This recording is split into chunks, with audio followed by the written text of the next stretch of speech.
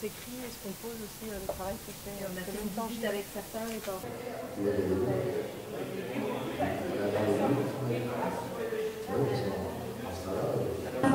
Notre travail sur différents parcours. Donc on a fait appel aux différents étudiants de ce workshop pour expérimenter l'espace en octroyant la vue. En fait, ici, on a la planche obstacle rencontré, emploi du toucher, usage de la vue, expression orale corporelle et mots employés pour chacun des étudiants. Et Edwin aussi a participé. Donc là, en fait, on voit les variations. Chaque personne, du coup, a une ligne et on voit, du coup, la variation des parcours à travers ces planches.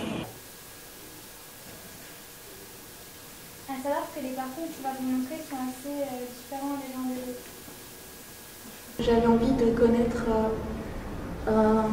voilà, ce qui se passait et c'est pour ça que j'ai rencontré Jeannot et que Edwin nous a permis de le rencontrer et donc du coup là c'est toute une série de photos. Quand je suis rentrée à l'intérieur, j'ai pris quelques photos comme ça assez rapidement. Avec Jeannot on a parlé toute une journée et à partir de cette journée-là, j'ai gardé les entretiens sous forme d'enregistrement et j'aurais voulu vous présenter une vidéo. J'aurais pu être sur la voie comme ça. Et je suis rentré un jour. Souvenir quand vous êtes venu pour la première fois, qu'est-ce qui vous a sauté aux yeux? L'immensité. C'est immense, quoi. Puis tu rentres, moi j'étais carrossier, on était quoi, une centaine au total. Et là tu rentres, on est 660. C'est vrai que quand tu as puis le moment de...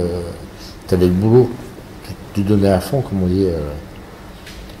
C'est une anecdote que je dis toujours, tu venais travailler la fleur à la bouche, quoi. Tu venais de gaieté, tu venais travailler. Tu venais, tu disais, ça va servir à quelque chose. Tu apportes une pierre à l'édifice, quoi. Renard et corbeau sont attendus au camembert. Ça fait drôle. Renard, c'est un copain. Corbeau, c'était un technicien. Renard, c'était un préparateur chaudronnier. Corbeau, c'était un technicien mécanicien. Et le camembert, c'était un salle marsepole. Et des anecdotes comme ça. Oui, il y avait des surnoms Ah, les surnoms, oui, on avait pas mal de surnoms. Ça, c'est... Après, quand tu recherches le nom de la personne, tu te dis, attends, il s'appelait comment? C'est le surnom qui t'est resté. Non, c'est... Ah oui, tu as des surnoms. C'est quoi le vôtre? Bon, moi, j'en ai plusieurs. C'est Gagal, et puis Speedy. Moi, c'était plutôt Speedy. Speedy? Speedy, parce que moi, je fonce dans le tas. Moi, c'est une bagarre syndicale et puis sociale. J'ai toujours refusé à travailler seul. Parce que tu tombes toujours Et le copain que j'ai perdu à Gennevilliers, il a travaillé seul, il travaillait avec un homme mort. Alors quand je dis un homme mort, c'est le fameux téléphone. Quand tu tombes par terre, il déclenche. Et il déclenchait la centrale. De Gennevilliers, le téléphone, s'il avait le malheur de tomber par terre, il avait un malaise ou un truc comme ça, ce téléphone-là, tout de suite, ça appelé la centrale, et eux, ils déclenchaient les secours. Mais là, l'homme mort, il n'a pas eu le temps de sonner. Hein. La cellule a explosé. Il a eu le 125 000 qui a été mis à la terre. Je ne sais pas si tu vois, le 125 000 à la terre, ça a fondu la cellule, ça a explosé. Et du tour de la Défense, ils ont vu la boule de feu. Et le retour, alors j'appelle ça le 125 000, c'est-à-dire que c'était du 125 000, et ça a fondu le rotor. Jusqu'où c'est monté en chaleur. Ah oui, moi j'ai vu les photos, les copains ils l'ont pas retrouvé. Ben, l'anxiété, c'est de voir la maladie arriver, peut-être, d'être peut-être porteur de la maladie, et puis de voir tous les collègues qui sont en train de partir. Ça, c'est dur à encaisser. Puis de voir des copains, moi j'ai pas de copains, mais j'ai un copain, Joli Jean-Pierre, lui il a enlevé un poumon. Et lui, ça va faire 10 ans, hein. 10 ans qu'il a enlevé le poumon. Ça joue sur le moral. Ça joue sur le moral, voilà. Sur le moral, et puis après, ça joue sur la vie familiale aussi. Hein. Parce que moi, j'ai eu beaucoup de dossiers aussi, des femmes qui ont eu l'amiante, qui n'ont pas travaillé.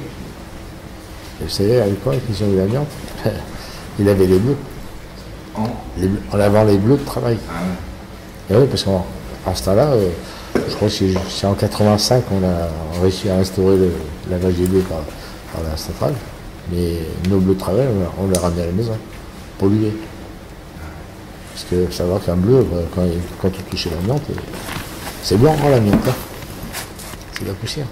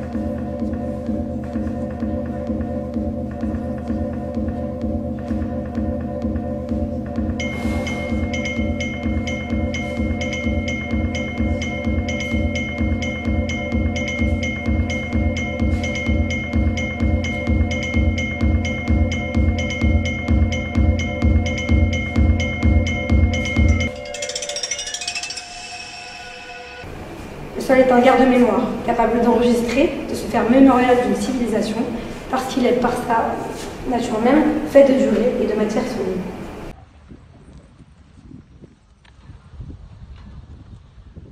Il s'étend sur la terre ou le sable, sur la mer aussi. Il se couche sous nos pas, sous nos espoirs et vers nos rêves. Il nous porte dans le froid, dans le chaud, dans la peur. Il reçoit nos larmes, notre sang et notre sueur. Il nous accompagne sans cesse, même dans la solitude la plus profonde, sous le ciel immense qui nous enveloppe parfois dans un vide infini, un moment d'éternité suspendu, immobile dans un silence absolu. Il se transforme selon nos pas, peut se remplir de roches, de racines de terre, ou se déployer brûlant, abandonné. Il est couvert de craquelures, parfois gelé, sali, souillé. Il est abandonné. Le projet ici, il y a un récipient qui vient d'une partie de l'usine. C'est un truc comme ça. Donc j'ai coupé ça et je mets comme ça pour recevoir de l'eau. Et pourquoi je mets ça? C'est parce que en fait, à l'extérieur de l'usine, il y a quand il pleut, parce que le sol n'est pas plat, donc il y a beaucoup de l'eau, donc il y a beaucoup de reflets, ça nous donne une ambiance qui est très très forte pour nous présenter que ce lieu n'est pas du tout mort en fait.